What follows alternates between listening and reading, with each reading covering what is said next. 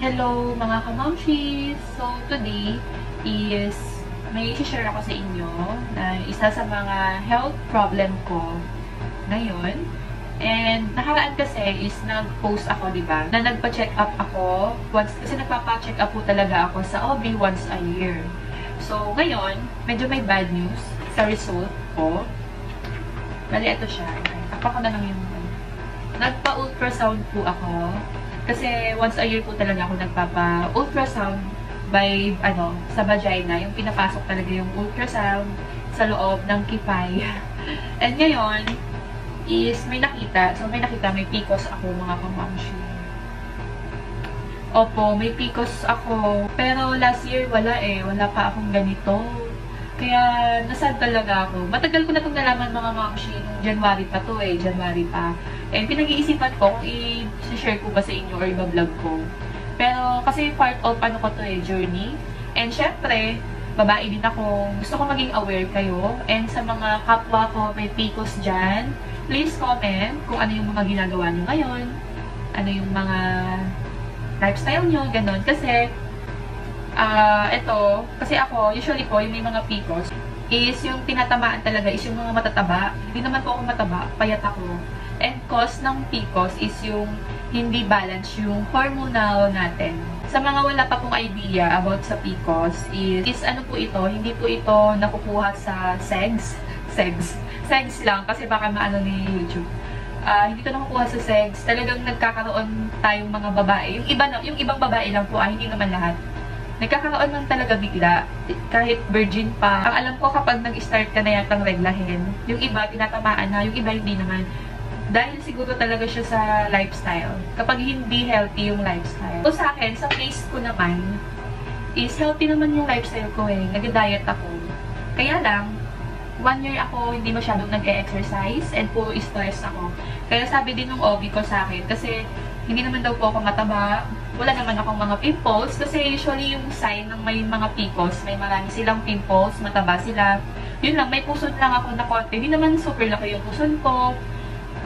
Sabi ni Doc, malamang daw stress. Kasi di ba last year, parang na-depress ako. Pero hindi ko naman nagsabi na depress ako kasi hindi naman ako nagpa-therapy. Pero feel ko lang talaga kasi grabe yung stress ko last year. Nawalan akong gana mag-exercise, hindi ako kumakain. Yun.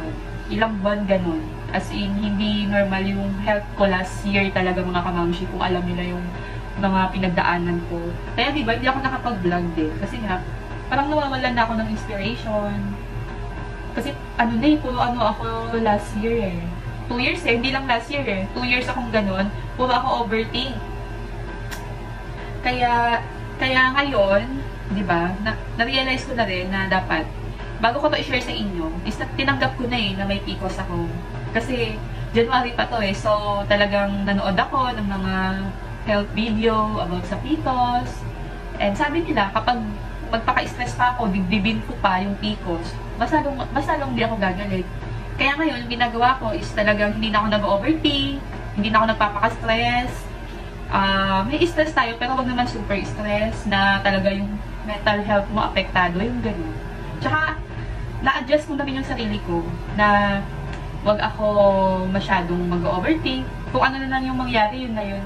Parang ganun na lang. Kasi wala naman nagbabago eh. Kahit mag-overthink ako, magdrama, magpaka-stress, umiyak, walang nagbabago. Lumalala lang. So, kaya ako na lang, di ba? Yung focus ko na lang ngayon is kung saan ako magiging happy. Yun, hahanapin ko na lang yung happy place ko. Parang ganun. Kaya, na-share ko rin sa inyo to, yung may PCOS ako, kasi tinanggap ko na na may PCOS ako, pero papagalingin ko. Siyempre, kaya ngayon, lagi na ako nag-exercise. Dati nag-exercise din ako, mamshi, nung masaya pa ako. Iba talaga yung nagagawa ng sa stress na buhay natin, no? Ang lala. So, papakita ko sa inyo itong ultrasound. 2 ovary po, yung may PCOS ako. Ayan, 2 ovary. Ito yon, yung parang bilog-bilog. Yan po yung PCOS. Sa mga hindi ko nakakaalam kung ano yung PCOS, para siyang buo-buong dugo na hindi lumalabas. Parang ganon.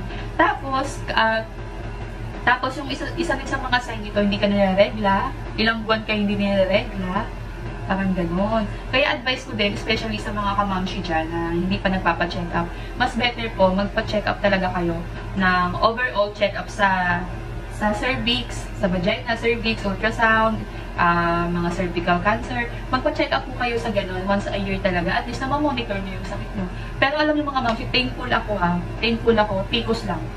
Wala akong mga cysts, wala akong mga buko, wala akong mga cancer. Thank you kay Lord. Thank you kay Lord. PCOS lang talaga. At least kahit paano, hindi naman siya yung ganun ka-serious. Kasi sabi ni Doc, kusa naman daw itong mawawala. Kapag nag-change ako ng lifestyle, wala tong gamot, pero may supplement, may vitamins na mag-help na mawala. And hindi rin, and yung vitamins, useless po yun kapag hindi ka healthy lifestyle. So, mag-change na ako ng lifestyle. Kaya, mga mamshi, no, yung iba, di ba, ang payat ko, pumayat ako rin ng mga nakaraang taon. Hindi dahil nag-diet ako, hindi dahil nag-exercise ako, dahil sa stress talaga yung pagiging payat ko nun. Kasi nga, hindi ako kumakain. Grabe. Alam nyo, ang sarap pukpukin yung ulo ko. Kasi nga, bakit ko ba yung like, parang hinayaan ko yung sarili ko na magkasakit. Parang hinayaan ko na sakta. Yung alam nyo yun, kasi alam nyo naman, tao lang naman tayo eh, syempre. Lalo na pag yung nanakit sa'yo, mahal mo, masakit talaga, di ba? Like, may stress ka talaga. Pero, hindi worth it. Hindi worth it. Kaya kayo mga kamamshi, yung mga may pinagdadaanan dyan, especially sa partners nila, sa mga partner nyo, hindi worth it magpaka-stress. Wag na. Kung ayaw nyo matulad sa akin na nagka-PCOS ako. Ayun. Kasi kapag stress ka nga, yun yung sabi ni Doc sa akin na. Kasi isa rin talaga sa nagkukos ng PCOS is stress. Kasi pag stress ka, wala ka ng gana sa lahat. Apektado yung mental health mo, apektado yung physical body mo. Kasi pag stress ka, hindi ka na kumakain, hindi ka natutulog ng maayos. So, nag-aano yung balance ng katawan natin, yung hormonal balance, nag-iiba. So, apektado talaga yung stress. Stress talaga yung mag-aano sa atin, papatay. Parang ganon. Kaya, ito, kasi nalungkot din ako mga mamshi kasi dalawang ovary ko yung meron. And may kakilala ako, alam mo ba, hindi niya alam na may PCOS siya. Kasi hindi nga siya nagpapa-check up once a year. Wala talaga siyang ultrasound once a year.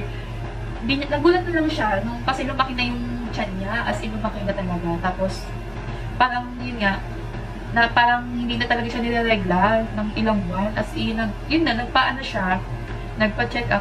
Ang laki na nung cyst niya. Tinanggalan, ganun kalaki yun. IPC, sorry. Malaki na yung PCOS niya.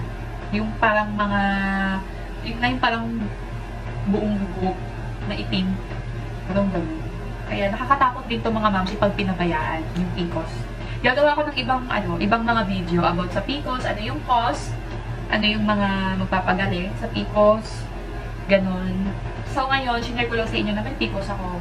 Kaya sa mga may PCOS dyan na nanonood, please comment kayo para mabasa ko din yung mga comment nyo, ano yung experience nyo, ano yung nararamdaman nyo, ano yung ginagawa nyo ngayon. Like, ganun. Tsaka yung stress talaga, importante talaga na tayo, stress therapy, ganyan.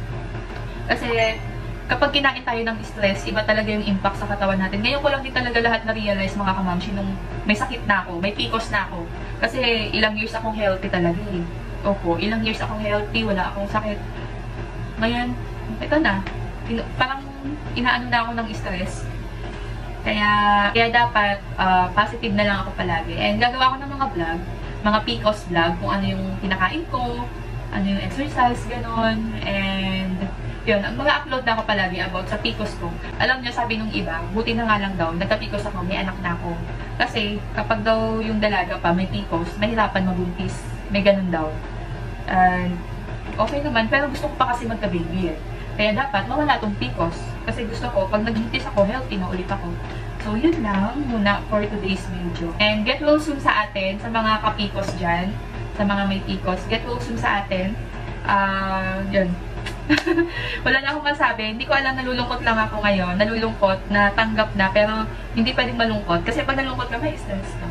Parang tinanggap ko na lang na may ganito na ako, pero syempre, papagalingin ko. Parang ganun. And thank you for watching mga kamamshi.